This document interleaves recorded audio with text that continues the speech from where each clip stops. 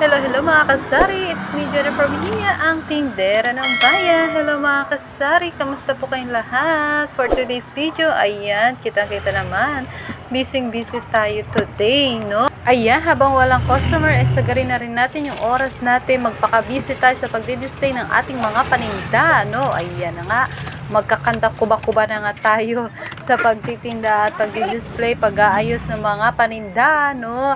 At hindi lang po tayo basta-basta tindera, kargador na rin tayo.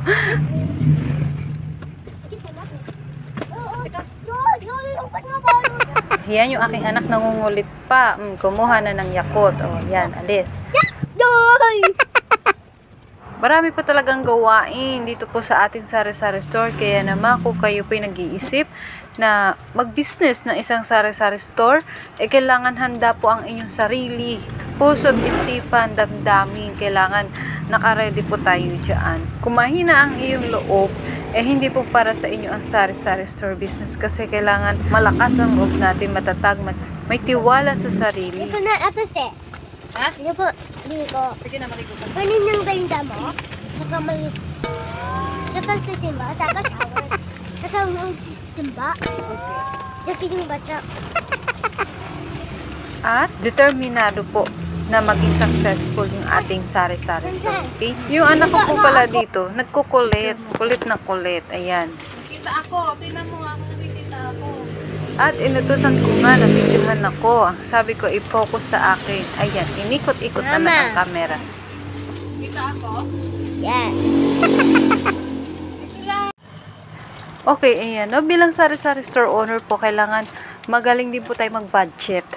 Okay, yung pera natin, yung personal na pera natin is kailangan hindi po nakasama dito sa pera ng tindahan. Kailangan nakahiwalay po talaga yung personal na pera sa pera ng tindahan para hindi po natin nagagastos yung pera ng tindahan. Kasi pag hinalo po natin yan, yung pang personal na pera at yung pera sa tindahan, ay malilito na tayo niyan at iisipin pa natin na marami pa tayong pera hindi natin alam na pera na pala ng tindahan yung ginagastos natin. Kaya dapat nakahiwalay po talaga yung pera sa tindahan at pang personal na pera para malaman natin kung hanggang magkano lang yung budget natin para alam natin kung hanggang magkano lang yung dapat nating igastos at hindi natin maisama yung pera ng tindahan.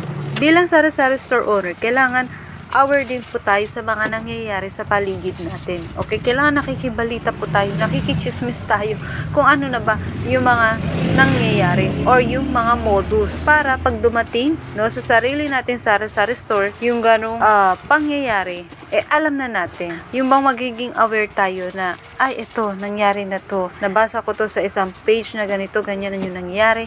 Ayun, nandito sila sa tindahan ko. Alam niyo yun, maiiwasan natin na tayo ay scam. Okay? Kaya kailangan maging aware po tayo, nakikibalita tayo para maiwasan natin na tayo ay maloko. Okay?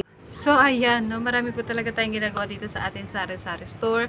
So, mula sa pagdi-display, pag-aayos ng mga items, no? lahat talaga tayo. Kaya, hindi po biro yung pagkakaroon ng isang sari-sari store na isang business, okay? Kapag meron po talaga tayong sari-sari store business, kailangan tutukan din natin, no? If tutukan natin, i-monitor lahat ng items simula sa pag-deliver, yung pagbibili ng mga items, kung ano pa yung mga kulang, inventory, ganyan, no? So, marami talaga, okay? Inventory, monitoring, pagtitinda, no? So, pagmamanage lahat, lahat, marami tayong role na ginagampanan dito sa ating sari-sari store, okay?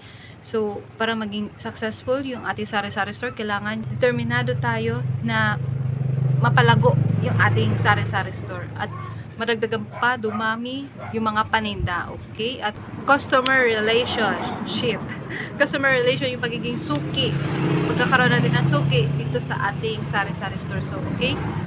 Yun, no? Mag-aayos-ayos muna ako dito sa aming sari-sari store kasi marami talagang kalat, maraming kailangan linisin, kailangan isalansan na mga items. Okay, so ayan. Hanggang dito na lamang po. Thank you for watching. See you in my next video. Bye-bye. Happy selling. God bless.